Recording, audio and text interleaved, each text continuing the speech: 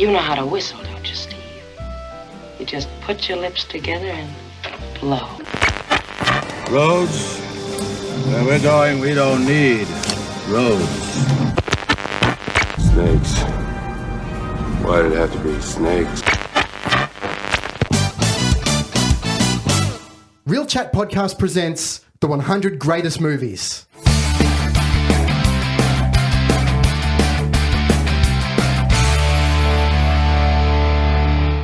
Movie number 99, Raging Bull. The Bronx Bull, the Raging Bull. Let's hear for the great Jake La Motta, ladies and gentlemen. I'm the best. I can take him more than anybody. You're dead, you're married. Leave the young girls for me. There's no way I'm going down. I don't go down for nobody. Listen with him. Why does he have to make it so hard on himself? If you beat Trigger Ray, you'll get a shot at the title. You feel that way? There's no one else around who wants to fight me. They're all afraid. There's a lot of bad things, Joey. Maybe it's coming back to me. Everybody, welcome to episode 65 of Real Chat, a podcast that promises even the most hardened of cinephiles the real world as we know it. As painful as it may be to watch Robert De Niro's Oscar-winning portrayal of Jake La Motta, there are parts of his life that most of us can relate to. Anyone who has encountered situations where they have to take the proverbial fall and sacrifice integrity for whatever reason may find some common ground with La Motta. He's not a sympathetic character by any means, but the original script painted a nicer picture of him. The studio nixed it, saying that La Motta was scum and only a project that showed the ex-fighter to be such a lowlife would receive the necessary studio support. But in casting La Motta in such a negative light, director Martin Scorsese and Robert De Niro were able to develop an unflinching intensity and raw power that is at the heart of Raging Bull. My name's Adam Stolfo, and I am joined here by my partner in crime, Mr. Andrew McCaskill, returning to the Real Chat ring. Andrew, welcome, sir. Thank you. Well, I need the gloves. That's my question. You do, yeah. Sorry, I forgot to bring them in today. Shit, that's a relief. A comfortable ring to be in then. It's the second time I've seen it, and yeah, I can see why the word masterpiece is bandied about. Returning as well, Real Chat's newest member, Miss Penny Jelly. How are you, Penny? Very well, thank you very much, Adam. Good to see you. How you been? Good? Yeah, I've been great. And yourself? You've been travelling, haven't you? I have, yeah. Came back from a very well-earned holiday, I would like to say, from over in London in the Greek Islands. Absolutely amazing. And went to Universal Studios in Singapore on the way back. So a highlight from Universal Studios? Everything is quite incredible, especially on having no sleep after about 36 hours to get over jet lag, and going to Universal Studios for that particular reason. Every single roller coaster and ride there is incredible. Had you been there before? Have you been to any of the Universal Studios? Yeah, the one in Hollywood about 3 years prior to that. Okay. Yeah, so not as big as that, but yeah, definitely achievable and a great way to get over jet lag. And we have a special guest with us today. Here's a gentleman who I haven't seen for quite some time, and it's really good to see him. He's 10 years. Is it 10 years? 8 years. Well, the last message I got from you was 2011. Check your Facebook again. I swear it says red. Yeah, he's a very, very good friend of mine, and he's a filmmaker as well. He's made feature films such as The Garth Method and its various spin-offs, Greg, and also The Joe Manifesto as well, a couple of features. That's something that I'm always going to be in awe of you, man, that you've got 2 features under your belt. One of the hardest things to do, as you know, any of us who are into film know about, is to make a feature film. And the fact that you've got 2 under your belt is very impressive, mate. So it's not that hard. You can just go home and do it tonight. Just get a DSLR camera, press record, 2 hours later. Well, that's what it's got to, isn't it? Like, you know, making a film is something that practically anyone can do these days. Hi guys, Adam here. Listen, I'm such an idiot. I forgot to give my good mate Greg Pakis, the filmmaker extraordinaire, the introduction he deserves on the show when I recorded it. So, yes, your special guest for today's episode is none other than Gregory Pakis himself. Sorry, Greg. But welcome to the show, Greg. It's good to have you on board. Great to be here. Okay. So this episode is part of our 100 Greatest Movies series based on Empire Magazine's 2017 article of the same name. So what are some of your initial thoughts, Andrew, on Raging Bull and its place in film? It was just a pleasure to watch because it's just, you're in the hands of a master. The prime of his career, really. The Scorsese, and then there's De Niro and Pesci, just 3 masters, just why they're considered greats, why they're talked about so much, why they're taking the piss out of so much. I mean, there's such iconic performances in this film that absolute pleasure to watch. Can I just ask, you said it was a pleasure to watch. A pleasure to watch because of the way the film's made or because of the subject matter? Definitely the way it's made. Yeah, definitely the way. It's just going to ask that question. Yeah, it's a hard film to watch content-wise, definitely. Just you got to appreciate the expertise involved by Scorsese. He's all over everything in this film. It's beautiful. Penny, initial thoughts? Yeah, I'd agree with that. I think that this is definitely a director's film. It's the story in and of itself isn't actually that interesting a story. It doesn't sort of really go to great heights apart from the heights of how awful he is and how many fights he actually had to go through and how he treated everybody in his life. But yeah, I think definitely it's a director's film. It's definitely a Scorsese film in getting the most out of his performances and the camera work, the editing, just the fact that it's shot in black and white is just I think that's what makes it a masterpiece. The story in and of itself, you can kind of forget, but you just remember the feeling that you get from this film. Definitely. And Greg, yourself, initial thoughts? Well, back in 1992, I was in a taxi leaving Chasers. You guys know that nightclub? Yep. I do remember. And my friend Paul, Paul, and our other friend Kim were in the back seat of the taxi. We were about to leave because Paul was really drunk. We had to pull him out of Chasers. Oh, was he? And he was so drunk. He was sitting in the middle of us in the back seat. And he leaned over to Kim and he goes, "Kim, tell Greg to stop watching Raging Bull." So apparently at the time we used to watch it a lot. Like maybe, more than I remembered. I didn't know I had a problem, but after that, I thought maybe I should stop. But first time I saw it was at the Valhalla and I was bored. This is when I was 18. So this is coming off liking Spielberg films and all that stuff. I went to uni and I think it was a Scorsese festival at the Valhalla. And yeah, look, I found it a bit dull and a bit boring. But like I found The Godfather when I first saw it. But then something makes you go back and see it again and then slowly it starts to work its magic on you. But now when I think of the film, it's very striking. I don't know if it's really about Jake La Motta as much as it is just a striking technical film. Like it's, the blocking sequences blow you away. Yeah. This blows you away. The acting performances blow De Niro, whatever. But in terms of, like you said before, Penny, it's like you sort of discount the story to some degree, which is true because I don't know how much it really is about Jake La Motta. I mean, parts of it, but it's a very Scorsese-fied, telling of the film. So I think it's more about Scorsese and technique and this, that, the other than it is about Jake La Motta. But I love the film, of course. I've got a little bit of a real chat bombshell to drop right now. I'm actually not a very big fan of Martin Scorsese.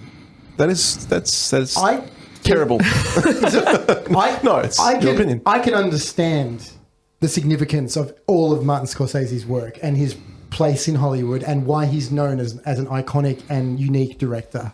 We'll look a little bit further into his filmography in a second, but I don't connect very much to any of Martin Scorsese's films. I think that Raging Bull is a really good film. Is it the masterpiece, though, that everyone says it is? I'm not so sure. But from this latest viewing, I definitely understand about why it's held in such high regard. I get it. People will gag at me all the time about that, well, obviously, that's a James Cameron film. That's a Robert Zemeckis film and stuff like that. Those directors connect to me more than the slightly off-centre. Well, you wouldn't be the only one because back then Scorsese's films weren't making much money anyway. No, Taxi Driver didn't, did it? All his films in the 70s, it was always like your more personal, arty Hollywood director and, his films didn't make the money they needed and he struggled. And then the 80s were a bad period for him when he was struggling. He did sort of rent-a-job stuff he wasn't super personally keen on, like Colour of Money and After Hours. This is all according to what I've read. Yeah. But yeah, you weren't the only one. But I think these days to come and say that, it's probably a little sacrilegious because everyone's a bit overawed with Scorsese and they shouldn't be because he's not. I'm expecting a bit of a backlash from this, Greg. I'm expecting there might be a strong opinion. Well, you got to say what you think, It's like, I think sometimes with film spectatorship, there's a bit of peer group pressure. I think a lot of people say they like stuff because sort of everyone else does a little bit. And I'm talking even more about general audiences a little bit. So despite receiving mixed initial reviews and criticism due to its violent content, it went on to garner a high critical reputation and is now often considered Scorsese's magnum opus and one of the greatest films ever made. In 1990, it became the first film to be selected for preservation in the National Film Registry in its first year of eligibility. So, greatest films ever made. Probably, if you asked me a couple of days ago before I'd seen it for a second time, then probably wouldn't jump out. Okay, but yep. Now that I've seen it, I would agree with that. I just think it's a film that's deserves to be kind of preserved in a museum. It's just artistry, just every frame is just so beautifully composed. The sense of period is just so authentic, and yeah, as we said, as we've started to say, the performances are incredible. And it's just something it's a piece to be returned to time and time again. Greg, greatest films ever made? Yeah, you'd put it on the list. Sometimes when you think about, deciding what's in the top 10, your top 10 or top 100, you can really overthink it. And you think, oh, in this sense, yeah, in that sense, no. I think at the end of the day, you got to go with your gut feeling. What's the first thing your instinct says? And so in answer to your question, my instinct says yes, definitely. Again, just technically for what it achieves. And then, it's set a lot of it in the 1940s and 50s, and it looks like you're there. Authenticity in cinema, especially these days, you don't really get it. Back in those days, much more, but the way he did in that film is incredible. Like, it just looks amazing. But again, that's all very separate to the Jake La Motta story. I think the film's very successful because of its stuff that's got nothing to do with Jake. Yeah. I don't know if you guys know about Pauline Kael's review of the film. No. Yeah, she didn't like it. She made some good points. Sometimes you're watching a film and something occurs to you, but you don't think about it until someone else says it, mirrors it. So one of her criticisms was, and I think this will resonate with you if you haven't already thought about it. She said, why at the very end, where did Jake get this sense of humour from? Remember at the end he's cracking jokes, even though they weren't that funny. He was kind of like a bit charming. And So you found that a bit jarring? Well, at the very beginning of the film, the Jake La Motta that they started with, who was, at that point, only not that much younger than what he was. He was only about 12 years younger. He had no sense of humour at all. He was just like this animal and da-da-da-da-da. And all of a sudden, it's like when the character had to be convenient, they just pull out of thin air. And usually when someone's got a sense of humour later in life, there might be a few traces of it earlier and some sort of consistency. So from what I know, the film was written in a rush too. Yep. That's my criticism of the film to some degree is, I think she also said there's no subtext in the film, which is kind of true, which is not, I don't think a film has to have subtext either. I think it's kind of more interesting if it doesn't. But that, as far as I know, the script that I went to production with was only written in 3 weeks between De Niro and Scorsese, but initially Paul Schrader wrote it, which I think they discounted to some degree, I'm not sure. So Scorsese and De Niro wrote this thing on Marlon Brando's island, I think. And it is, because the film is kind of like, it feels a bit thin. I've always thought the film feels a bit thin. And I think for that reason, there's no subtext. So I think there was that sort of inconsistency, I think is a bit evident. It was a bit of a result of probably rushing it slightly or whatever. I don't know. But it was definitely something I thought when I saw it. But in answer to your question, it's just so damn striking. Yeah. Like, how can you go past it? And obviously De Niro's performance. And have you guys ever seen an interview with Jake La Motta and hearing the way he talks and stuff? Yeah. He's on the behind-the-scenes stuff on the disc. Is he? Yeah. He's a funny guy. Like, I saw him in an interview on one of those sort of talk shows, and he's a funny guy. And you just imagine, when he was probably 20 or 30, he was cracking jokes and whatever. But I think Scorsese and Niro went for a bit of a thin presentation of the character just to, accentuate the kind of the brutish element, which is not fair to Jake La Motta. And as I said, there's the film on one side and there's the true story on the other. So, that's it. Yeah. What about yourself, Penny? Greatest films ever made? Look, I think it is technically amazing. I think that the performances are amazing. It just, for me, the content, the subject matter is so awful. And I think that Jake La Motta himself isn't that interesting. And I agree, Greg, he's just got a couple of tropes that he's jealous and he's a brute. And that just sort of keeps, that's what the entire film is about. And then, at the end he becomes a weird comedian in his own nightclub, which I agree is a bit of a weird kind of transition to make. I definitely didn't see any of that beforehand. But I think as a piece of art, I think it's incredible. You don't have to necessarily like the subject matter, but I think that they've done an amazing thing with what they had in terms of the subject. Yeah, I think anyone who knows anything about film can't deny that. That is exactly how I feel about it. And it wasn't as a piece something. Of art, it's amazing. Yeah, and it wasn't something that I've seen it before. I was definitely, I remember thinking, God, that was an amazing film, but it's not going to be one that I'm going to hurry back to and rewatch again. So I'm actually really grateful that I've had the chance to do that in this podcast arena, because it did kind of make me revisit that and really think about how good filmmaking can be. And, it really highlights, oh, God, that camera track, that particular poignant moment, why do they pull back from that character at that time? That's what I'm watching. So I feel like I'm watching a film. I'm not sort of enjoying a film, if that makes any kind of sense. Perfect. Do you think, our reactions would be different if we weren't filmmakers and writers as such? Because I know Pauline Kael said about Goodfellas, I don't think she was too in love with that film either. And she said it's very much a film students type film because it's got all the techniques. It's got the slow-mo, the tracking, the this, that. And Raging Bull's such a technical exercise. We've all sort of agreed that as filmmakers, we're kind of learning, we're overawed. But at the time the film came out, it was a bomb, as far as I know. Actually, that's probably a fact. So in terms of general audience's reactions, I think that's They didn't like a it. great point. I don't think he's as popular with people who are not film nuts or film students. It's a real internal kind of circle that loves the man's work. And if you step outside of that, a lot of these films are hard work. They're brutal. They're grim. I think you got to be in the right mood, Andrew.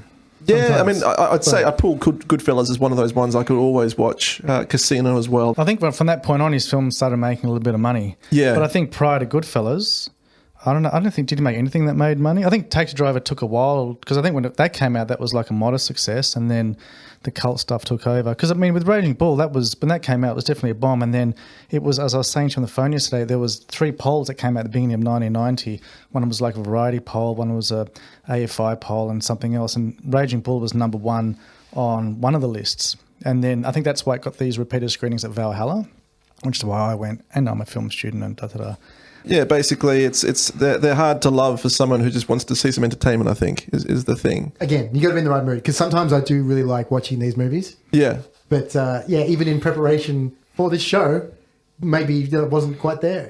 Yeah. Do you guys know anyone that's not a filmmaker that likes the movie on first viewing, that hasn't been won over by peer group pressure? And I'm not sure, actually, Greg. I can't think of anyone that has. Yeah. I think I just know if you showed it to people, they'd probably go, and that's not making it a bad film, but they'd probably find it a bit dull. Like if I showed it to people that I know that aren't filmmakers, they'll just, And the weird thing is, like he said, Scorsese said when he was propositioned, he doesn't want to make a sports film. He's not interested in sports films. And there is a distance in this film where there's not a love for the boxing as a sport. It's so if you're a love of boxing as a sport, this is probably not the film to see either. It's a brutal interpretation of the sport. It only takes up about 10 minutes of the 2 hours, doesn't it? Well, that's right. And it's more about showing him in character than his prowess as a boxer. So Raging Bull was released on the 14th of November 1980 in New York City, Los Angeles and Toronto, Canada.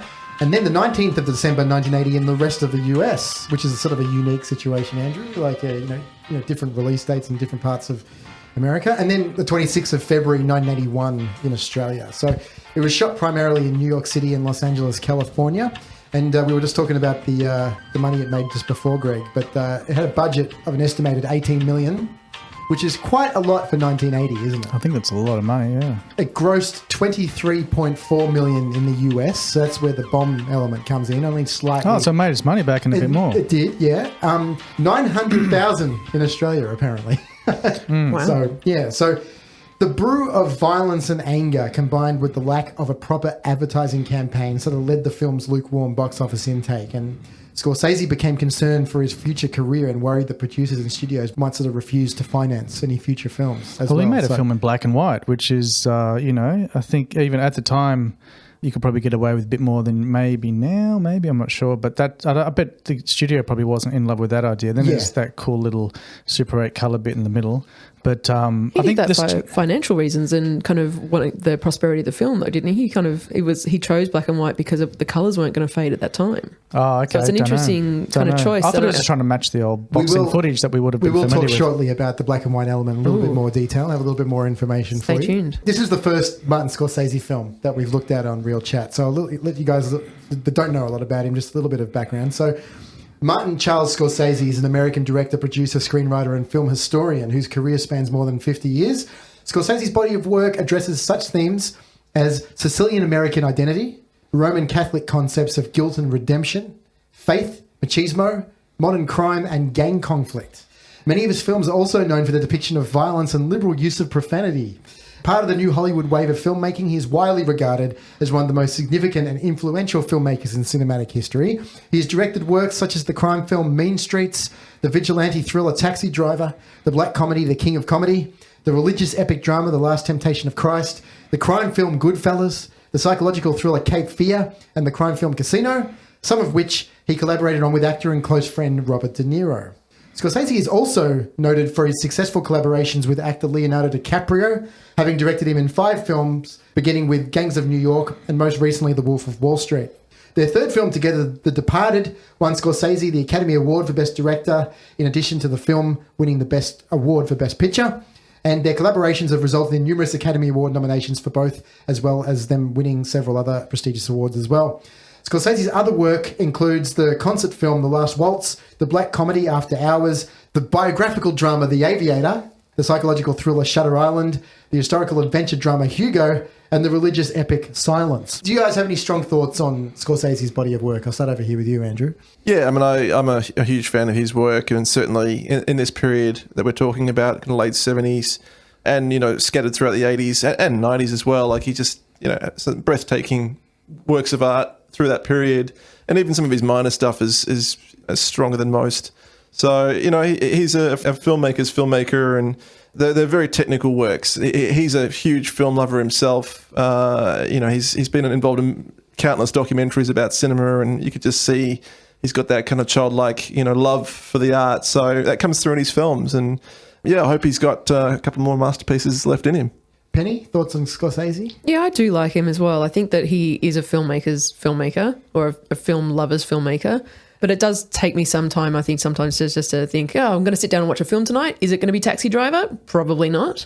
But, you know, his later films, Shutter Island, Departed, also based on other mediums, I think, are a little bit more palatable to the general kind of audience. So I think he's kind of mellowing in his older age, but still so technically proficient. And I love the fact that he has his sort of mates around him as well, and he keeps bringing them back on. Greg, thoughts on Scorsese? Well, his crescendo, you know, magnum opus, if that's the word, is what I'd say would be Goodfellas, because I think that film was like the apex of what he does best, that is tell stories about things he knows about, which is from the streets of New York, where he lived, grew up. It has the technical stuff, the technical flair that he's got. He took what was in films like Mean Streets and Taxi Driver, and then he rolled into something a bit more palatable, as you said. And Goodfellas is a 5-star movie. It's just incredible. Some people classify that as being the greatest film ever made.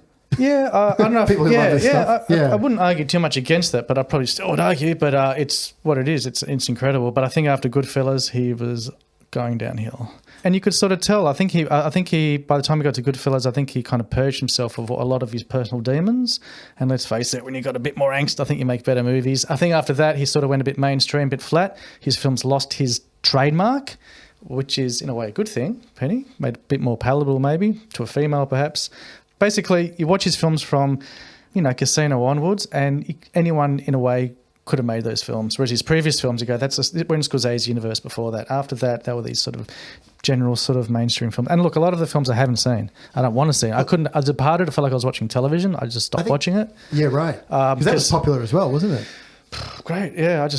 Whatever. I was just not interested. Casino was fantastic, but I felt the wheels are falling off. What bummed me out about Casino was I feel like he was borrowing the style from Goodfellas, which is great. It's his film; he can do whatever he wants. You know, it's his style. And films like Boogie Nights borrowed his style, which I think is sacrilegious and a real travesty. But I won't go there.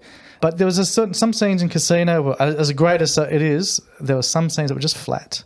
I think that trajectory that you're talking about, though, Greg, about like, you know, directors like, you know, rising, hitting their peak and going down. I think most filmmakers fall into that criteria. Oh, definitely. I don't think Scorsese can avoid it. Oh, yeah, it's true. It's true. I mean, that's kind of like the bad thing about making too many films or starting making films too early. I think in my case, I'll probably be lucky to make 6 films, and hopefully, you know, I will never get to a peak or a downward slide, because I haven't been lucky enough to make films from the ages of 25 and kick one out every 2 or 3 years, which in a way I wouldn't want to do, but that's another story. But when I saw Better Off Dead, I remember seeing it on Chapel Street at, was it Cinema Nouveau, or part of the old Jam Factory, the arty-farty kind of branch of the cinemas there. Anyway, I saw Better Off Dead in 1998, and I was a little heartbroken. I felt the acting, everything that was good about early Scorsese films, convincing acting, performances, you know, you feel the guys are real, whatever, characters are real. When I saw Better Off Dead, I just felt like I was watching really flat, general kind of TV acting, whatever. There was no conviction. It had some great stuff in it. It was a little similar to Taxi Driver, whatever, but I just went, I'm disappointed. Yeah. But I've got a friend, Daniel. I think he just Daniel sees Bernardi? it. Yeah, sees it as I think he sees it as one of his Scorsese's best, or better than Taxi Driver. And I know he doesn't like Raging Bull. Scorsese's later films, I mean, I couldn't even watch the trailers for them, to be honest. Like The Aviator, I couldn't sit through the trailer. Hugo? Look, I probably would give that a shot, because it looked kind of cute, but probably wouldn't Penny's bother. shaking her head here. No. And now what he does with Leonardo DiCaprio, I can't. What's the word for like being palatable of someone's performance? Leonardo DiCaprio, I cannot. He just overacts everything. I know movies these days have to be very overstated to kind of get audiences' attention, but I don't know if he's directing Leo to be this way, but he just overdoes it. Like big acting, everything's big, big, big. And what was beautiful about Scorsese's films, other great films, is the minimalistic stuff, you know. And Leo's a great actor, and what he's done early in his career was great. But what he does now, I can't watch it. But Wolf of Wall Street was very fun. I gotta admit, There's always an exception. It's the positive end of that one. that was fun. Yeah.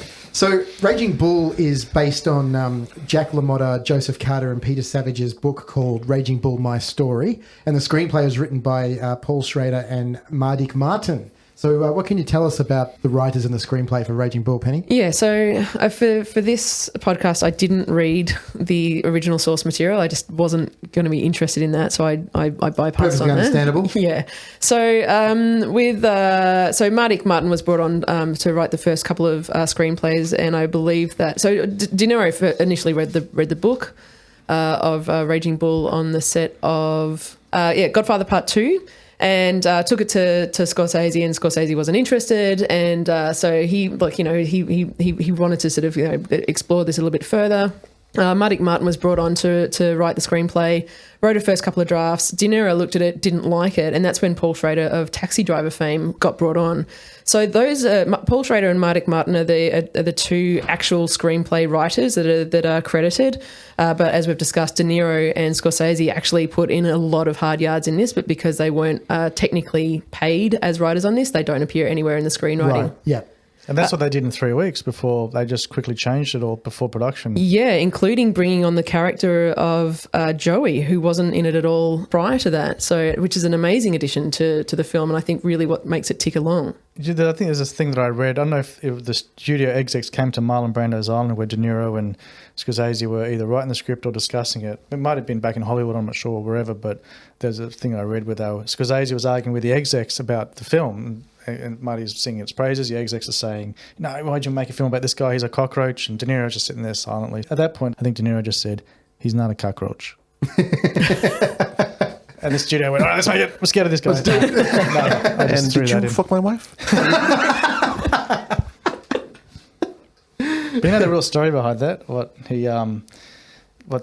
he said that line? Oh, he didn't actually say. He was in that scene. They were struggling to get a reaction from Joe Pesci to look surprised, and I think Scorsese said, "Say something just to shock him." So what Scorsese really said instead of "Did you fuck my wife?" was, "Did you fuck your mother?" or something that Joe Pesci wasn't expecting. And he got the response he was looking for. And that's the reaction you saw. But Yeah. they used the tamer line, which is probably the line from the script. Yeah. And that reaction is gold. Like, not knowing that, I read that after the fact, and just like that reaction of Pesci's It hits you. It goes. It's like, what? It was like, really? That's like, Yeah, it was brilliant. that's. But sometimes you got to trick actors to get something good out of them. But another story. You fuck my wife. What? You fuck my wife. How could you ask me a question like that? How could you ask me? I'm your brother. You ask me that? Where do you get your balls big enough to ask me that? Just tell me.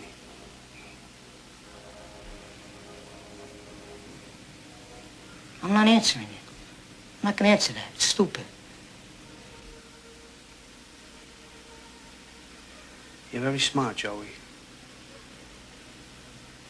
You give me all these answers, but you ain't give me the right answer. I'll ask you again. Did you or did you not? I'm not gonna answer. It's a sick question. You're a sick fuck, and I'm not that sick that I'm gonna answer it. I'm not telling you anything. I'm gonna leave. If Lenore calls, tell her I went home. I'm not staying in this nut house with you. You're a sick bastard. I feel sorry for you. I really do. You know what you should do? Try a little more fucking, a little less eating. You won't have troubles upstairs in your bedroom, and you won't pick it out on me and everybody else. Sometimes it works really well.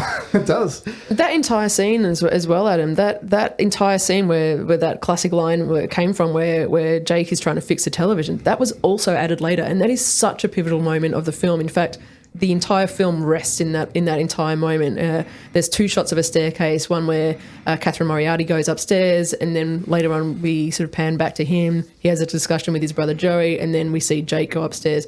That, for me, is the entire film encapsulated in that scene. That wasn't in the original screenplay. Yes, and imagine how they would shoot that if that film was made in 2017. Yeah. That wouldn't be shot with a panning shot like that, no. that's for sure. Can I tell you guys, this is an interesting thing about the film. Something I like about the film I've always wondered was, did Joe Pesci screw Jake's wife. 'Cause Yeah. at the time of watching the film, when I was younger, I was like, did he? I don't know. And the film, what's cool about the film is it doesn't, explain it to you if they did or not. Well, I don't know. I went into it thinking what do you that guys think? he did. Like, for some reason, this is the second time I've seen it. For some reason, I thought There's one Pesci scene. did. There's one scene where it indicates that Joe Pesci probably did. It's when Jake's away on training camp, and Kathy Moriarty and Joe Pesci are standing against a wall of a big hall where there's a dance, and Pesci tells her off for like going to talk to the gangsters, and she says, "I can't go here, I can't go there, I got without everyone being up my ass," and Joe Pesci goes, "Shut up." It's like he was basically feeling. You can read it like he was feeling guilty about potentially having sex with her, but I don't think he touched her.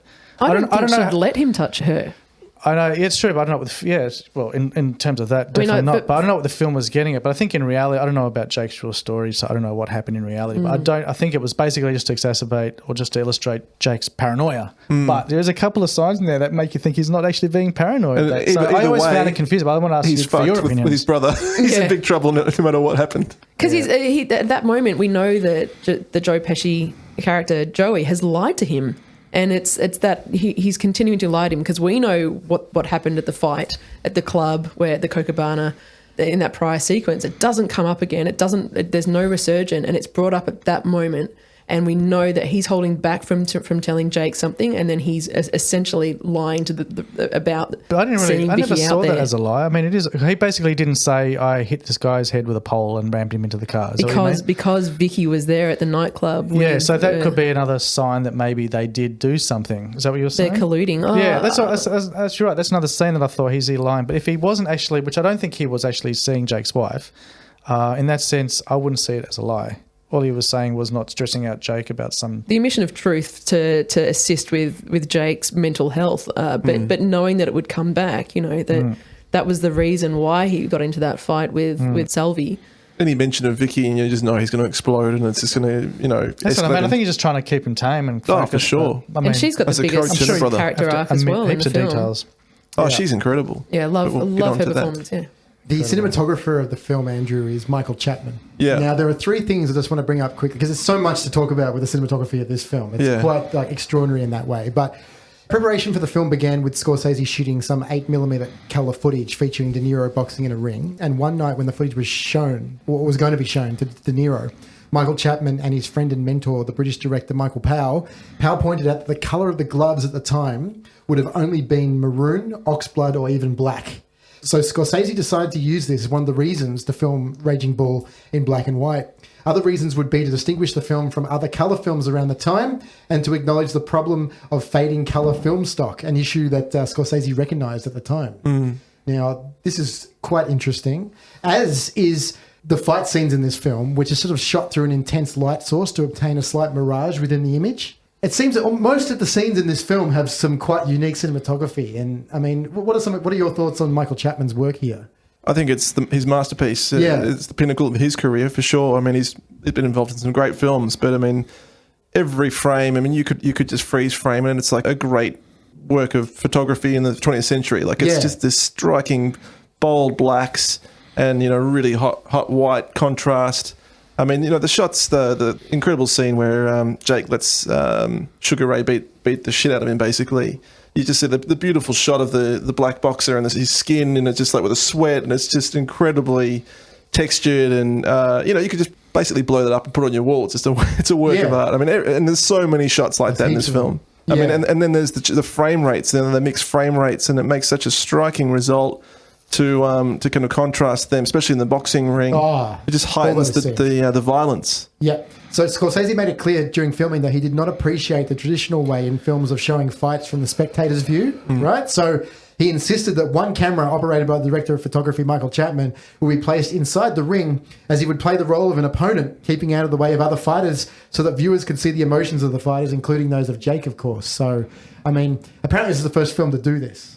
Well, just you look at those, and there's so little of the fighting scenes, but when you watch it, you're so involved between those two guys. Like, the camera is so close in there, and it moves in such an elegant way I mean, again, this is all technical stuff, but you just have to just be blown away by it because it's just absolutely, again, it's Scorsese at the pinnacle of his career. The soundtrack as well, we'll talk about it a little bit later, but the soundtrack during those scenes to match the visuals as well is very effectively used. Well, I'm not sure if I was hearing it, but I could hear like a dull drum kind of sound. I guess you could call it score or just ambience, but it just seemed to be this kind of ominous kind of drum that was in the background. But you know the story about the sound, how the guy that recorded the sound effects, what he did with the sound effects after the movie? Destroyed them. He destroyed them all, yeah. Yeah. He went to amazing effort. Like there's one scene, I think, when Jake La Motta in the ring and he comes for the kill and you hear this, and it's like the sound of an elephant. Yeah. Doing its thing. So the guy ripped it up. The guy threw it away. They could not be used again. So he must have toiled on that. Yep, definitely. But can I just back on the cinematography thing?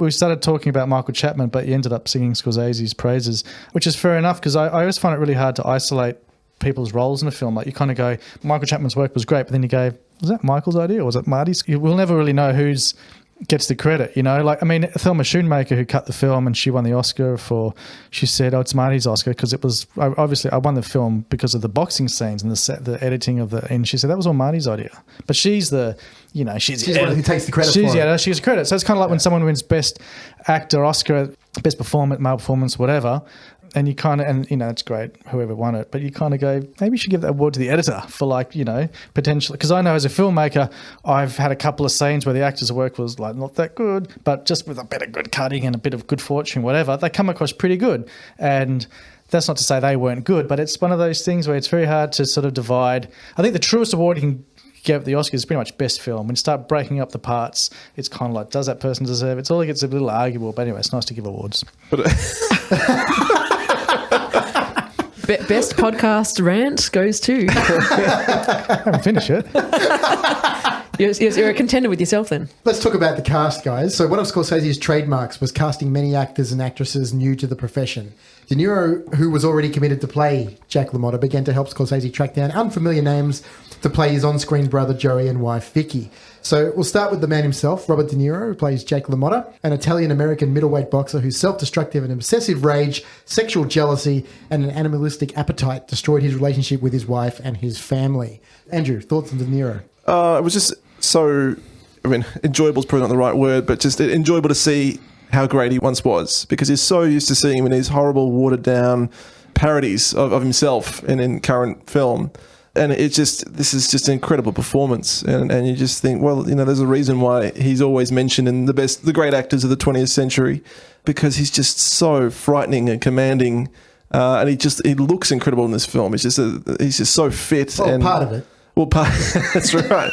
Things go pretty awry later on. But, it's just, for the same reasons as Scorsese, just to see these guys just mastering the craft is everywhere in this film. Greg, thoughts on Robert De Niro? I remember in Pauline Kael's review, she didn't really like De Niro in the film. She said, I remember this line exactly. She said, what De Niro does in this film isn't exactly acting, or she said something like that, actually. She basically had this idea as to what he did, how he kind of filled himself up, then emptied himself out, and she didn't mean physically. I couldn't quite follow at the time I was younger. I should reread it.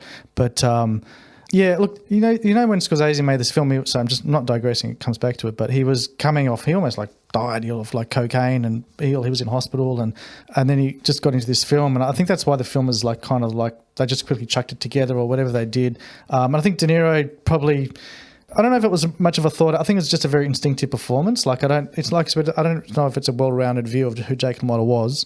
He's incredible to watch, clearly incredible, but again, I think it's just a thin, one-dimensional conception of a character. So aside from that, though, what he does inside that conception he's incredible to watch, clearly. And as you guys probably know, he has a line he said in the past where he goes, as an actor, I don't know if this would count for all his films, but he goes, I want the experience. He doesn't want to just act and go home and have dinner. He wants the experience, and in that film he's a real guy. He's incredible to watch. He's who he's playing. And Penny? Yeah, he's the protagonist's own antagonist, I guess. I was thinking about, who this story is about, who's the protagonist, who's the antagonist, and it is a character study of him, even though it doesn't sound like Jake was that much of an interesting guy. I don't know why, if I beat up my wife, why I'd want to write that down in a book and then hopefully get it made into a screenplay.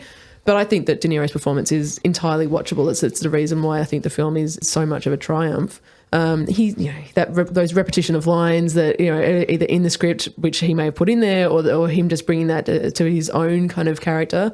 Yeah, he's very incredible to watch, especially as a younger guy. My God, just incredible. Bit sexy, is he, back then? Yeah, absolutely. That's the younger guy. Also, the work that he put into it as well, Greg. Like, he did as many as 1,000 rounds when training with the real Jake La Motta. And La Motta also thought that De Niro had what it took to become a professional contender if he chose that career path. So he really got into this. Yeah. Well, I noticed after that, the movies he made, De Niro, whenever he threw a punch, he looked like he could really throw a punch. Whereas before that, I don't think he quite had that, body movement. But he definitely does the real thing. In this film, he's so dangerous. Every scene, you're just waiting for him to explode. Like, even it's like a time bomb, isn't it? Exactly. Like that scene where he tries to call his brother in the phone booth, and the journo comes up and goes, "Hey, can I just get a couple of words from you?" And it's just like he just keeps on going. And he's like, "Mate, you are going to get your head taken off if you keep." You're just like, you get stuck getting stressed because this guy's going to explode at any moment.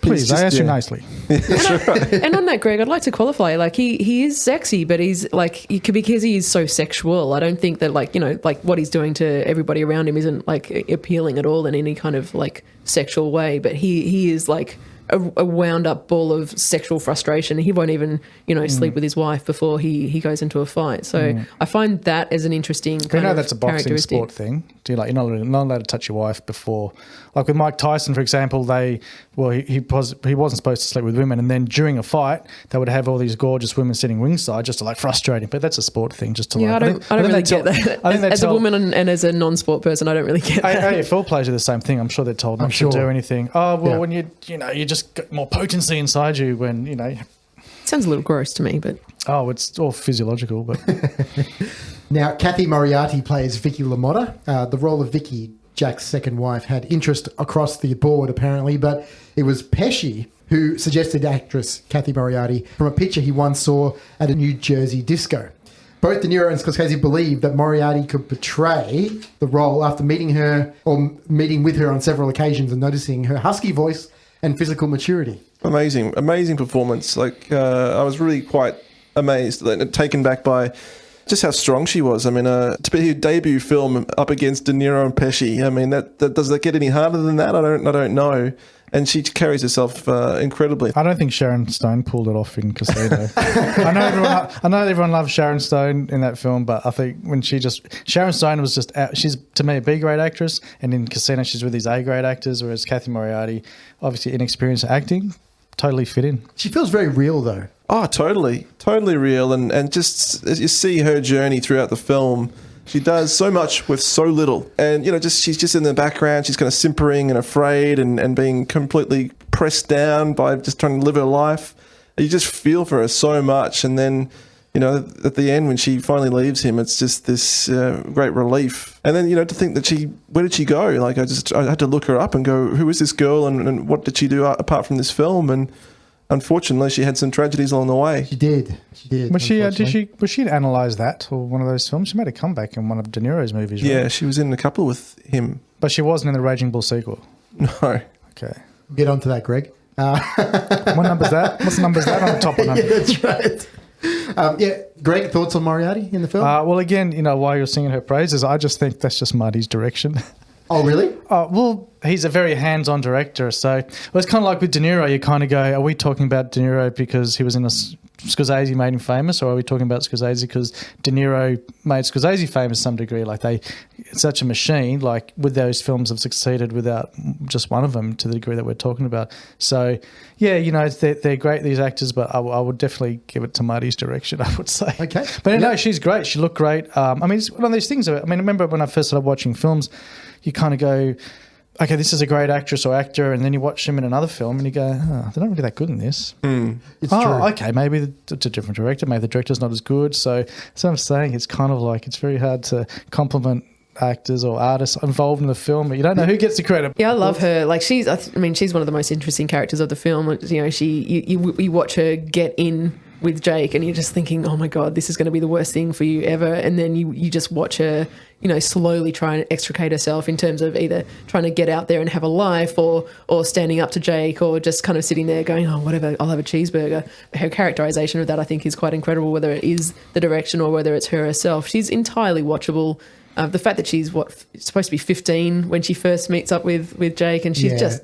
I mean, God, if I could hold myself like that, I'd be very proud. I don't know what effort she made to succeed as an actress after that, but I think it's testament to the fact that how realistic she is as a person that she didn't succeed as an actress because she's not actory. She doesn't come across like she doesn't posture, she doesn't pose, she doesn't have that kind of.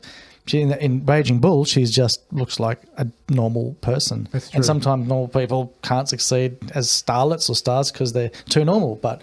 You know, Scorsese made it work, and so did she, of course. Joe Pesci plays Joey, La Motta's well-intentioned brother and manager who tries to help Jake battle his inner demons.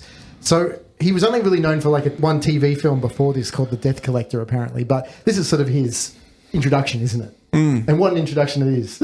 Yeah, How good is he? You'd feel like he's like a veteran from that performance. It's staggering that it's so early in his career, and he really struggled up until that point to get anywhere. Yeah, but he plays off so brilliantly with De Niro in every scene that they're in together. Yeah. You know? Well, that's right. I mean, apparently they lived together and for quite a few months before the film to get to that bonding stage, and they're lifelong friends now, and they've made 3 or 4 films an absolute classic as a result of their chemistry. Yeah, he adds complements the realism that De Niro does and Scorsese puts elsewhere in the film. I don't think he's wants to be an actor. I don't think he's convinced. Probably to him, it's just a way to make money. Maybe he likes expressing himself. Maybe he's not. But he doesn't carry himself like an actor. And I think that's again why he's terrific in this film or other films. He's got very day-to-day quality about him, and he doesn't postulate and stuff. And he's great, and he's just likable, and he's kind of cute and cuddly, and I think he does everything the character's supposed to do. He's not bashing your head in between a door of a car. He had a very good reason for doing that. There's also a thing where, he got his rib cracked. One of the earlier scenes in the film, De Niro, when Joe Pesci's holding pads for De Niro. And I think I heard this in the commentary, which was on the laser disc of the film that I saw back at uni. And Scorsese says, and right about here, De Niro breaks Joey's rib right about now. And I actually can hear it in the film, just a little, and that was, what's his name? That was Pesci's rib going. And I think they kept it going in the scene, and I think Pesci might not play injured, but is injured, and they used it. But so De Niro's throwing punches full pelt. Yeah. Penny, thoughts on Joe Pesci? Yeah, great foil to De Niro's kind of animalistic behaviour. Like he's the manager. He's actually got the one that's going on. He's the one that's saying, if you lose, you win. If you win, you win. Like it's like he's the brains and De Niro's the brawn. So it definitely comes across like that, and he's entirely watchable. And he's such a little, he'll just get into any kind of scrum and play dirty. Like he's incredible to watch. I think that this role is probably one of his more. Has a bit more depth to it than a lot of his other films later on. I mean, even Goodfellas, to an extent, he's just this kind of crazed gangster. But this one, you can just see he's got that potential to be as explosive as his brother.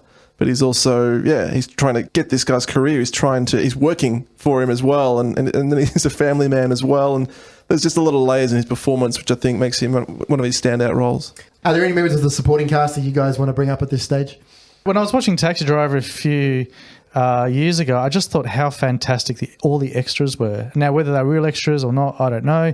But everyone in the background just looks real, and except for Scorsese sitting there on the behind. Oh, that's right. Sitting there behind Travis Bickle, that's staring quickly at the camera, isn't he? Yeah, it's a bit of a slow mo shot, so it's a bit funny. But we know who he was, so maybe that's what it is. But in Raging Bull, all the background, it's I'm just trying to think of smaller performances. Is Tommy Como the coach from Cheers, from the bartender? So Cheers is a TV show that was starring Ted Danson and Shelley Long. All the exclusives here on Real Chat. Yeah, exactly. Look, I didn't actually look this up, but as I was listening to and watching Raging Bull, I was like, God, that guy's familiar. Who is that guy? And I'm just like, it's got to be it's Coach. So an older guy that sort of ends up in this TV comedy. He's sort of playing one of the mob bosses. He was great, wasn't he? Do you guys have a favourite scene in Raging Bull? Start over here with you, Andrew. I think it has to be the starting with the TV reception. That's just such a powerhouse kind of acting moment, I guess, where it's almost like a stage scenario, just this one shot, and just the build from if only that reception of the TV would have been better, maybe all this wouldn't have happened. From nothing comes this massive explosion of violence and tragedy between two brothers. And could have been a great distraction, just suddenly something pop on the TV and could have avoided everything. That's right. It starts out comical, and then it just gets menacing, and you're going, oh shit, here we go. Yeah. You're on the roller coaster. Greg, favourite scene? Just don't know if there's a favourite scene, but something did occur to me. I don't know, when you watch the film, I'm sure you've seen it, one of the close-ups of De Niro in the ring, he gets a jab thrown at him and he moves his head back slightly. And if you saw it, you'd know it. He kind of moves his head back, which I remember at the time thinking, it's a little unrealistic, but whatever. It's a Scorsese film, and I've got to love it. But anyway, I just read recently that's something Jake La Motta used to do, was when someone would throw a jab, or if he could, he'd like hedge his head back a bit, just take the edge off the punch. So they put that in the film. So that's my favourite scene. Clearly, left of centre, but. Yeah, whatever floats your boat. I have a think. I see what Penny says, and I think I'll finish. I'm my favourite scene. I'm going to steal from mine. Well, I'm going to steal directly from Andrew's. I think it's that moment of the it's all about to get real. It's beautifully shot. It's beautifully acted and performed. I think sort of hearing more and more about it today, like understanding the dynamics and how they get the best performances from the actor is sort of heightened my appreciation of that scene. But as I said, there's not a lot that actually happens in this film. Jake has a fight, Jake's angry, beats up his wife, Jake has a fight, gets he's jealous. Like, there's not much that happens and then that's the entire moment where all of that comes to a crescendo, and that's, I think, the most interesting part of the film. I really like the punch me in the face scene. I think that scene's quite famous, isn't it? I'm not doing it. I don't have any gloves anyway. What am I going to hit you with? Table? Who's that over there? What? That's right, use that. Wrap it around your hand. How many times I gotta tell you? Not too many more. Go ahead. All right, go ahead. You want me to hit you? I want you to hit me with everything you got. I want you to fucking lay me out. Go ahead. You sure? Yeah. All right. Harder. Yeah? You throw a punch like you take it up the ass. Come on. Harder. Harder. Harder. That's hard. What the fuck? What do you Take want? It off. Take it off. Oh, come on. You want to stop now? Take it That's off. enough. Go ahead. That's... Come on. Come Fuck on. around, girl. man. Come on. Good girl, huh? I'm gonna smack you again. Throw it again. That's enough. That's enough. Harder, harder. Nah, your fucking cuts are opening and everything. What are you trying to prove? What does it prove? That's a very effective work between De Niro and Pesci. It kind of bummed me that scene a bit because you could clearly see De Niro wasn't getting hit in the face. You know what I mean? It was like a little, you could see it wasn't connecting. You're saying blocking wise, it wasn't done that well, or the shot? Well, it didn't look like De Niro. It just didn't look like Joe Pesci was connecting. Okay. Which is not what you want to do, but it always bummed me a little bit. Just a little, maybe shot it a bit too close, that shot. Another great scene I should just draw attention to was the when he throws the fight and the aftermath of that. When even his trainer's crying, just the what's the word? The shame, I guess, that was in that room was just really powerful. I thought that was like a one of the moments you get a little bit of insight to the soul of La Motta. Yeah, forced to throw the fight. Yeah. I also really like the end of the film as well. I think the ending is one of the strongest scenes as well. I really like the last scene with him and Joe Pesci at the end. Yeah. When he's like following after him and asking for his forgiveness and he's kissing him and trying to hug him, and Pesci's response to that as well feels very real. Yeah. He doesn't push him off. He doesn't embrace him. Stands there and takes it. Yeah. It's actually true because I've felt that way with my brother after he's really annoyed me for a while. Like he tries to, and you got that. I kind of have that love for him, and you kind of got one hand hugging him back, but the other part's like drawing away, as exactly what Joe Pesci did in that scene. So it's beautifully acted. Just really felt it. I guess I just sort of felt like what both of those characters would be feeling. Yeah, it was just really good. In 2012, Raging Bull was voted by the Motion Picture Editors Guild as the best edited film in history. Gee. Do you think that is something that it's deserving of? How do you call it? Those labels, they're kind of annoying, to be honest, but I can see why. Edited. Oh, of course it is. I mean, it is stunningly edited, and a huge reason for the success of the film and the success of the cinematography, as you were saying. It's got to be up there, certainly, but I mean, it's such a subtle art, and it does draw attention to itself. I mean, if it wasn't for the boxing sequences, it wouldn't get that nod.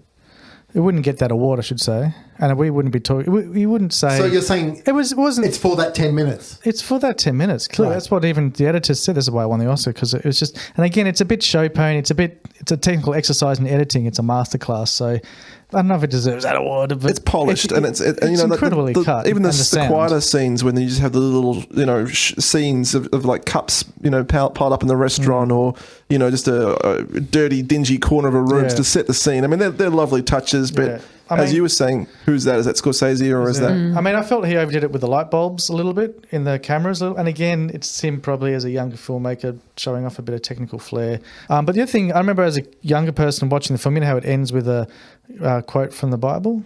Yes. Remember at the very end? Yes. At the time, I kind of thought, do you really need that? And then I think, well, what do I know? I'm just a young kid, so let him have it. Anyway, Pauline Kael didn't like it either. She said the thing at the very end. She said of her review. She said, and at the end, there's a handy quote from the Bible. She said, but I think that's the thing younger filmmakers do. Like they'll put like a quote from some artist they like on their film. Like, just let the film speak for itself. I really it feels very forced. It took the emotion away. Like I was ready to be fade to black. Give me the credit so I can just take this film in. Yeah. And then I've got this little bit of extra stuff to read, and I was like, what is that? I don't really know what that means, and what's that got to do with the film?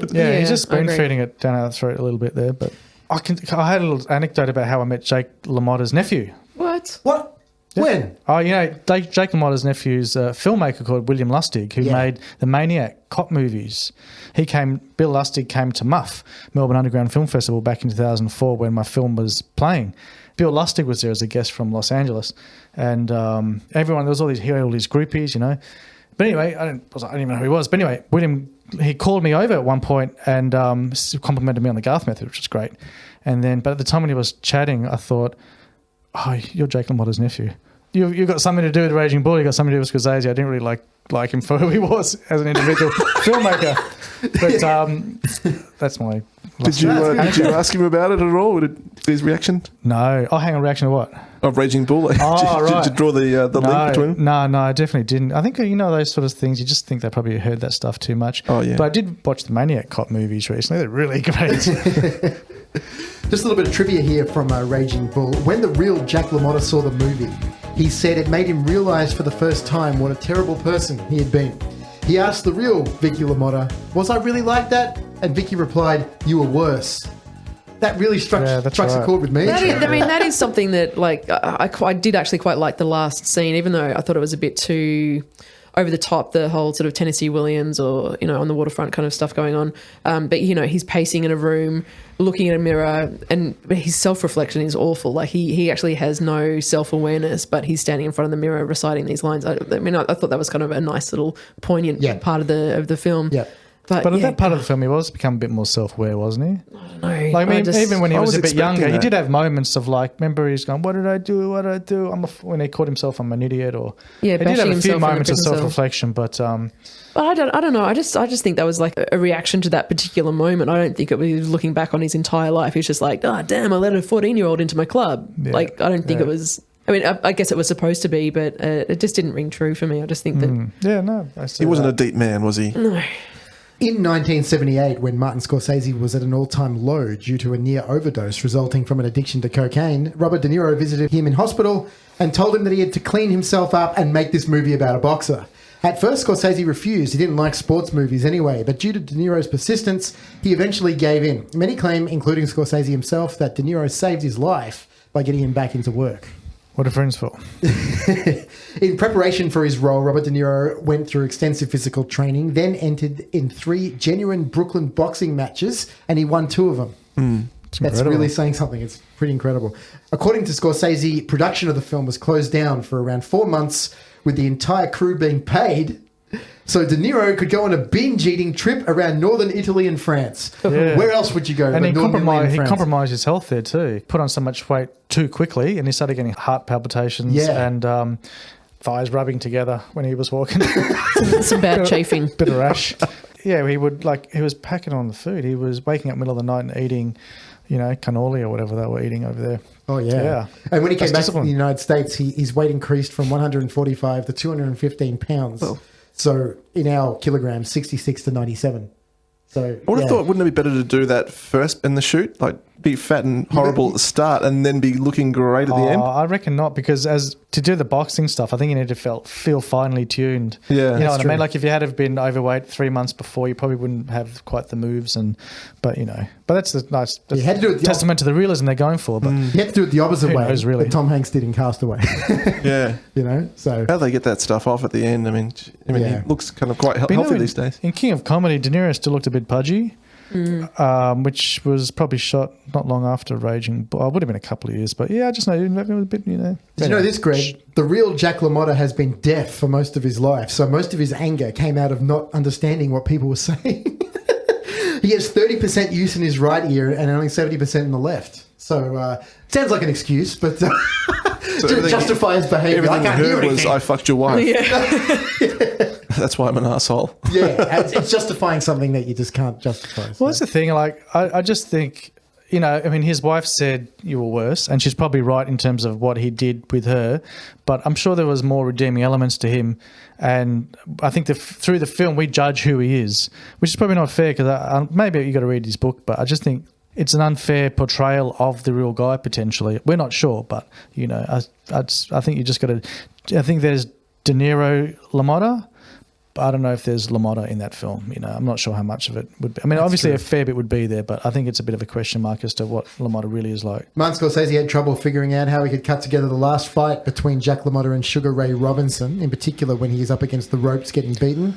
He used the original shot list from the shower sequence in Psycho, Andrew, to help him figure it out. Yeah, I don't quite know how that would work, but it's another black and white film. But obviously it made sense to Scorsese in some way with what he was trying to do. Just took out the shower and the knife, I guess. Well, the blood in the movie as well being disguised by the black and white is a big deal. It's one of the reasons why it was shot that way as well. So, it's less horrific. The jail cell headbanging scene was shot on a constructed set with De Niro asking for minimal crew to be present. There wasn't even a boom operator there that day.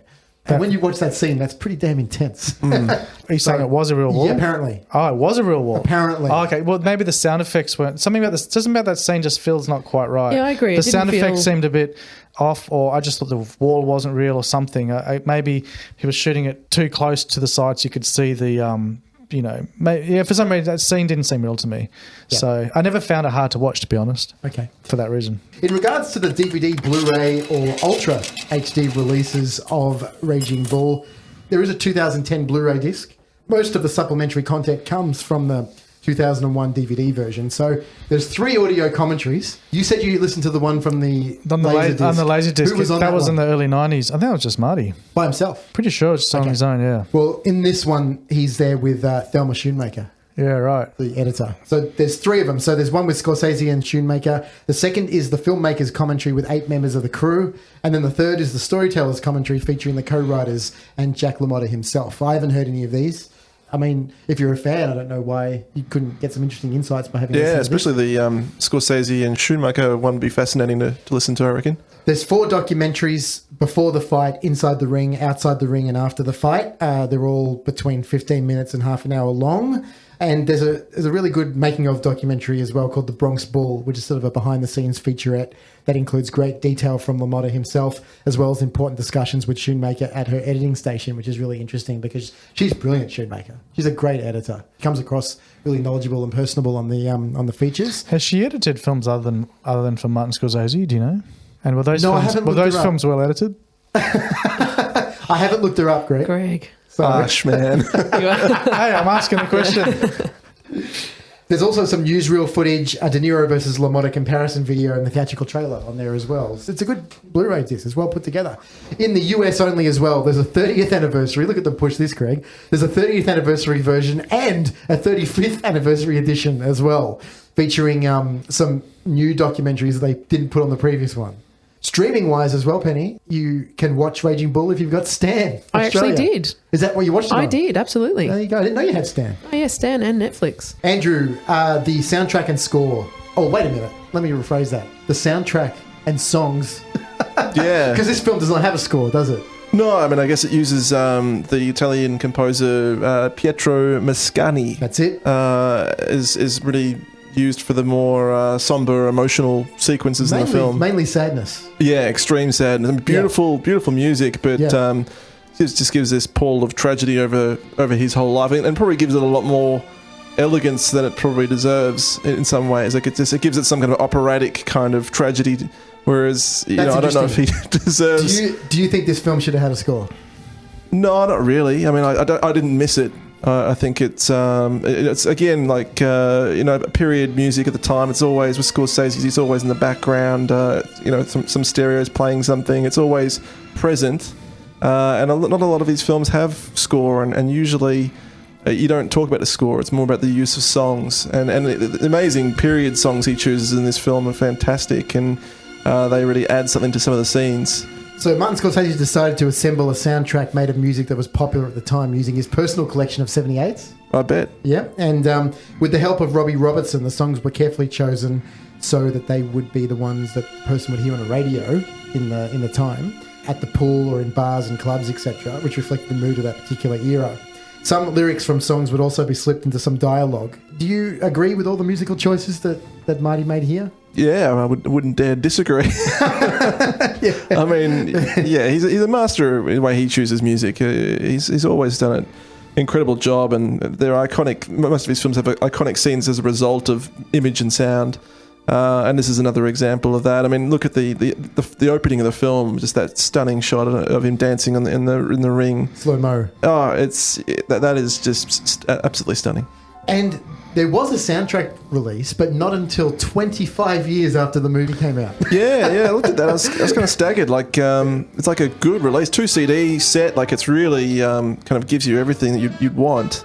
And I think now it's already gone. It's already discontinued, and fetches quite a pretty decent price online. Yeah, I think one of the reasons that they had difficulty putting a soundtrack together was rights issues, I think. Yeah, right. Obtaining rights for many of the songs from Scorsese's childhood. It seems that 25-year, 30, 35-year delays on soundtrack releases isn't that unusual.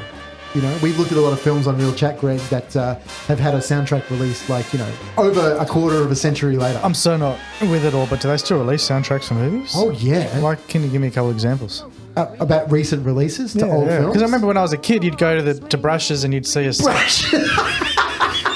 Hey, I'm 45. Greg, you're giving away your age here. Hey, I don't mind. 45 and a half. And you'd see the soundtrack for films that weren't even that big a success at all. But I have the impression now they only give soundtracks to films, or release soundtracks to films that are big hits, right? Well, or nostalgic hits. What's gotten a lot bigger, Greg, since those days is the score releases. I thought you were going to tell me something about CDs or MP3s or something. No. No, score releases, as in, like, there's a lot of specialty labels now that release just film scores. Okay. There's been some that have been around for a long time, isn't it, Andrew? Like Sarabond, and they've been around for ages. Yeah. But there's a lot more that have come up in, like, more recent times. A lot of boutique websites now that, that's all they release is like cult scores. So can you just mention a couple of films? Romance in the Stone. Okay, but Beverly Hills Cop was a cult score that Beverly Hills Cop 1 and 2. Sorry, I'm probably not expressing myself. Do they still release soundtracks for films made like now, like in the last 10 years? Definitely. No, Greg, most movies have soundtrack Really? releases, No, yeah. really? Yep. What, like, can you get one, what did I see the other day? Mother. Is that going to have a release? Well, good question. I haven't looked that up. I mean, that would Probably. I could admit, I hardly ever notice a score when I watch a film. Okay.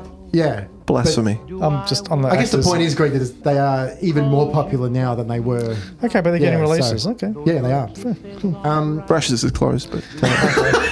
Hey, so was McEwen's. Remember McEwen's? Oh, I do. But I don't know where you're going to get your laser discs from now, though. I think a few collectors. Do you have a Laserdisc player still? No. But I think a fair few people bought heaps of those Laserdiscs and then they just stopped, And what about stuck with them. What about an Ultra HD Blu-ray player? Do you have one of them? I'm not a big fan of Blu-rays, to be honest. Okay. Yeah, Yep. I've seen at my friend's house a couple of Blu-rays. I don't like them. Okay.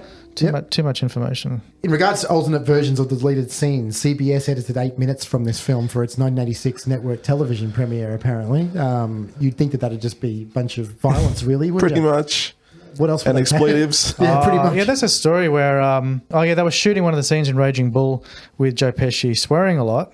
And one of the executives was there and said to Marty, there's too much swearing, and Martin Scorsese was confused.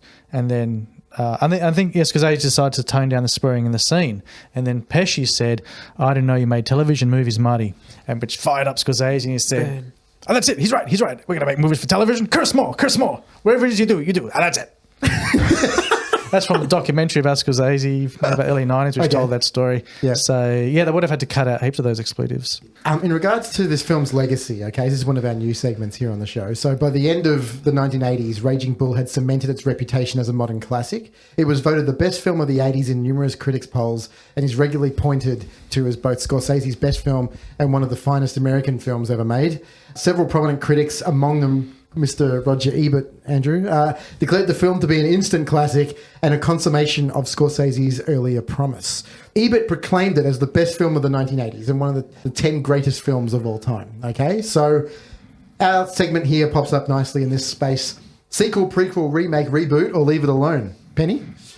I think it's always going to be leave it alone. A film is a film in its own right and should very rarely be tampered with. But we're in 2017. So yeah, exactly. That's why I'm saying that's that. why that we've got to talk about. So this. my answer is leave it alone. Yep. Are you saying? Did you say reboot in there? I was saying you talk about the possibility of rebooting it. We're in 2017, right? So is anything sacred these days? Is the point of this segment? As in sequel, prequel, remake, reboot, or leave it alone? We just looked at Stand By Me. Everyone agreed, just leave it the fuck alone. What are they going to do to that? You can't reboot that. But you're just having fun. All right, fair enough. I think the reboot question is interesting, I think, sometimes. But because I think the subject matter of this film isn't that interesting and the technical proficiency of the film is, for me, what makes it a masterpiece, definitely have to leave it alone. Yeah, agreed. Yeah, sequel, prequel, remake, reboot, or leave it alone? That's a no from me. Leave it alone. So leave it alone, yeah? Leave it alone. Yeah. Leave it the fuck alone. You didn't put Redux in there. Redux. I missed one of the R's. All you could do is take stuff out. I don't think you could add anything onto that. Yeah. As everything in life, I have more than one perspective. If I was the studio, you wouldn't ever reboot it anyway because it was never a success financially. Yeah. So they wouldn't do it. And as a fan, how could you want it? And every film is made to make money, not to make art necessarily. So, Greg, I'm talking about from the makers. Do you think that was Universal? That was United Artists that made that. They didn't make that thinking everyone's going to love this and it's not going to make much money. Let's do it. They were hoping it was going to be a hit. So, leave it alone, please. Okay. In 2006, Variety reported that Sunset Pictures was developing a sequel entitled, listen to this title, guys, Raging Bull 2, continuing the story of Jake La Motta. As a comedian? Does he go on stage and get his lines right from On the Waterfront? La Motta in Vegas. So apparently, it was chronicling La Motta's early life as told in the sequel novel of the same name because there was a book. Do they do their market research? Because, I mean, if you went out in the street there on Sydney Road and you asked 10 people if they knew Raging Bull, maybe not this area because this is a bit of a niche inner city kind of arty, but if you went out, I don't know, basically what I'm saying is I don't think general people would even have heard of Raging Bull, I don't think my brother or sister would have even heard of that film, but I think cinema goers would, and your niche cinema type people, like we're filmmakers, whatever. But I don't know. Does anyone know the movie Raging Bull? I don't know. Of a certain generation, I think that, maybe starting with us and then older, probably, definitely. But I don't know, like Gen Y, Gen Z. Yeah, okay. I don't think so. I reckon they would because I think this film's been championed so much. But yeah, I don't know. I'm going to ask a few people. That's true. When I leave the studio. Vox Pop, Why don't we ask the Real Chat listeners? Have you heard of Raging Bull? Well, I have now. In regards to the awards for Raging Bull, obviously did very well at the Academy Awards in 1981. It won the Oscar Best Actor in a Leading Role to Robert De Niro and Best Film Editing to Thelma Schoonmaker. And it was nominated for a few as well. Best Picture to Erwin Winkler and Robert Chartoff. Best Actor in a Supporting Role to Joe Pesci. Best Actress in a Supporting Role to Kathy Moriarty. Best Director to Martin Scorsese. Best Cinematography, Michael Chapman. And then the sound team as well were nominated for Best Sound. So another little anecdote here as well that people might not know about was that the Oscars that year in 1981 were actually held the day after President Ronald Reagan was shot by John Hinckley Jr., who did it as an attempt to impress Jodie Foster, who played a child prostitute in another of Scorsese's famous films, Taxi Driver. Out of fear of being attacked, Scorsese went to the ceremony with FBI bodyguards, disguised as guests, who escorted him out before the announcement of the Academy Award for Best Picture. And the winner that year was actually Robert Redford for Ordinary People.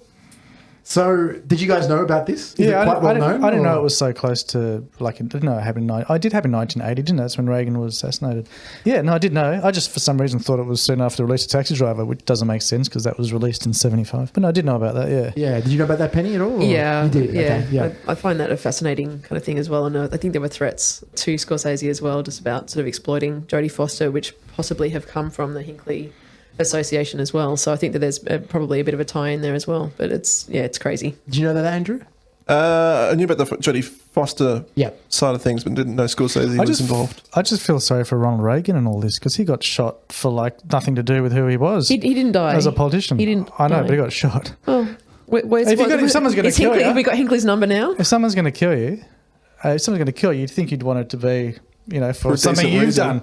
It's like what Pacino says. Really didn't like Taxi Driver. No. He loved Jodie Foster and wanted to impress her. That's why it was all about Jodie Foster. It had nothing to do with Ronald Reagan's political position on things. Which it reminds me of that line in Dog Day Afternoon where Pacino goes, the guy that kills him, I hope he kills me because he hates me, not because it's his job. Yeah. Similar.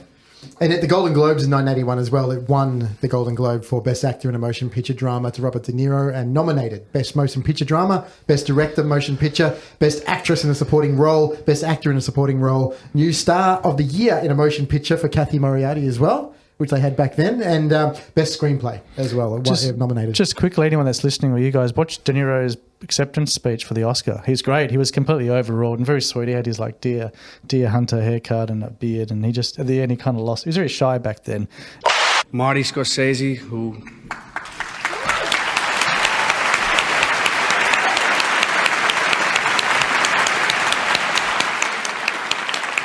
gave me and all the other actors and everyone on the film all the love and trust that anyone could give anyone, and it's just wonderful as a director. And I want to thank my mother and father for having me, and my grandmother and grandfather for having them, and everyone else who involved in the film. And I hope that I can share this with anyone that it means anything to, and the rest of the world, and especially all the terrible things that are happening. And I love everyone. He was just a really nice moment. He was so humble. The Rotten Tomatoes website certifies Raging Bull fresh with a score of 95%, 59 positive and only 3 negative. And again, Penny, a very high IMDb score of 8.2 out of 10. So I don't know. Okay, about that.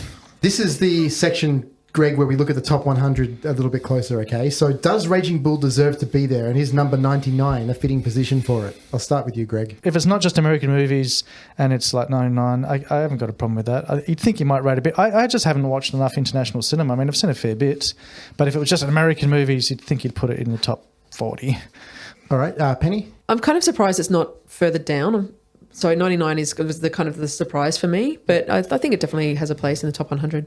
Okay. Yeah, I agree. I think it does as well. Andrew? Yeah, I'm exactly the same. I think 99's too low, if that makes sense. It should be, I think top 40. But have you flipped through Empire magazine before? When I was younger. You get an idea of what kind of movies they champion. Yeah. It is fairly leaning on the American and the English and the pop culture kind of side of things. So at a glance, I don't think there's too many international films in there. I think so it's international, but it's definitely got a bias towards American. It does. Definitely. It does. Fair enough. Yeah. Okay. So let's just finish off Raging Bull with our traditional 5-star review system per guest. So I'll start over here traditionally with Mr. Andrew McCaskill.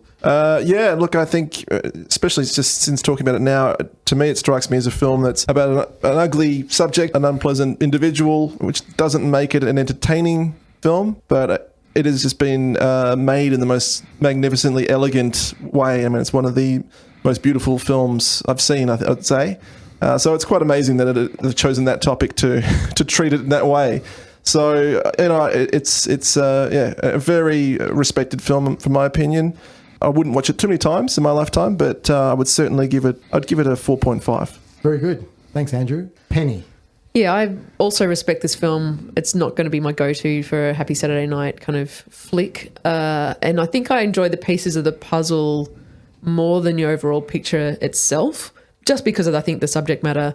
But it's so technically proficient. I'd give it a 3.5 out of 5. I think technically it's a 5 for me, but in terms of do I enjoy this film? Do I want to go back and watch it overall as a good picture? Am I going to recommend it to all of my friends and family on a technical level? Yes, but on a enjoyment level, I'm firm at my 3.5. Yeah, you can't think about it. You just got to go what star comes on. Greg? I would say I would give it 4 stars. Yep. Because I think it's still a flawed film. Like I said, it's kind of got something hollow about the film, something kind of like not right about the film. But what it does so goddamn well. It's 4 stars edging towards 4.25. And those stars are so goddamn big that they could almost occupy more star mass than a 5-star film, if that makes any sense, because it's just such an incredible film. But there's something hollow and missing, and I don't know what's here, so I can't give it 5. Okay. I give Goodfellas 5 stars. Really? There you go. I'll just do the final word quickly, guys. Scorsese is a bold filmmaker. Sometimes I can appreciate the result of that, and sometimes I can't. One thing I can say for him, though, is he definitely knows how to fill out a character. That's for sure. Raging Bull is designed to reveal to us those nuances that perhaps even contemporary audiences didn't understand about Jake La Motta at the time of his fighting career. Unfortunately, the narrative feels like a rote highlight reel, cutting from one representative career defining round to a sweeping dramatisation of La Motta's abusive volatility towards the women in his life and his brother. I respect that Scorsese's film lays bare La Motta's ugliness without apology, but somewhere around an hour into the film, I began to wonder whether it actually had a thesis about its subject. By film's end, I was left with a sense that it didn't. That is, yeah, La Motta was a paranoid, misogynistic predator as openly shown, but so what? Jake La Motta isn't sympathetic, he's just plain pathetic, I think. So I tried to invest myself in two chief victims, his brother Joey and his underage mistress, second wife Vicky. It was easier for me to understand Joey's tested loyalty, but there's something about the narrative choice of showing that Jake pushed away the two of them and was left with nothing that sort of left me colder than if the film had gone further in exploring the damage that they were, left trying to sort of process from him. So the flat narrative aside, though, De Niro's performance is ferocious. Just to watch what he did physically is impressive in itself. And on top of that, he did manage to imbue La Motta with more complexity, Greg, than I suspect is there on the pages of the screenplay. So he plays so many scenes with almost a painful naivety that it sort of makes his outbursts all the more jarring, which I think works in the film's favour. Above all this, though, it's Michael Chapman's cinematography that wowed me the most, okay? So this is one of those rare films that's so perfectly shot that I honestly think you could randomly select any given frame and be awed by its framing and its lighting. At times when I felt close to checking out of the story entirely, and I did a number of times this time around, I remained visually entranced, and for that reason, I think this deserves to be in the top 100. How many stars are you giving it? 3 stars. I gave it 3. It's a good movie, but it's not the brilliant classic that you always hear about. That's as honest as I can possibly be. What did you give Stand By Me? 4 stars. Stand By Me is a better film than Raging Bull. I wasn't afraid to say what you couldn't get out of Penny. Yeah, thanks, Adam. Yeah. Marty might hear that. Hey? Marty might hear that. He could. Yeah, but he's got to hear it. I'm happy for him to hear it as well. So. His thick eyebrows have just gone up a notch. That brings it to a close, everybody, of the number 99 film in the top 100 greatest movies. Just quickly, guys, before we wrap up, this is where you can find us. You can find us at realchat.com.au. You can email us at feedback@realchat.com.au, Facebook at realchat podcast, Twitter at realchat podcast, Instagram real_chat_podcast, and also Google Plus and Tumblr at realchat podcast.